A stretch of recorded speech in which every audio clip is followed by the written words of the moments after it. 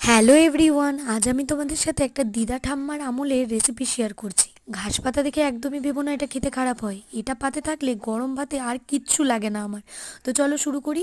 প্রধান উপকরণ হলো ফুলকপির পাতা, যেটাকে ভালো করে কচি পাতা দেখে ডাঁটি থেকে ছাড়িয়ে নিয়ে আমি ভালো করে ধুয়ে কুচিয়ে নিলাম। তারপরে কড়াইতে সর্ষের তেল গরম করে তার মধ্যে একটু নুন দিয়ে দিয়ে দিলাম কালো জিরে, দিয়ে দিলাম বেশি করে কাঁচা লঙ্কা, রসুন আর একটু কাঁচা টমেটো।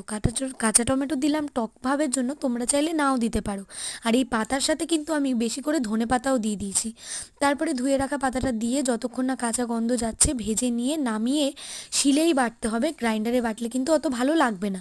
একটুখানি উপর থেকে সর্ষে ছড়িয়ে ভালো করে বেটে নিয়ে শিল থেকে তোলার সময় একটু সর্ষের তেল মাখিয়ে নিয়ে নামিয়ে গরম ভাতে খেলে কিন্তু আর কিচ্ছু লাগবে না। অবশ্যই তোমরা এটা ট্রাই করো। রেসিপিটা ভালো লাগলে খেয়ে কমেন্ট করতে ভুলো না, লাইক করে দিও, চ্যানেলটা সাবস্ক্রাইব করতে তো একদমই ভুলো না। অবশ্যই ট্রাই করে দেখো।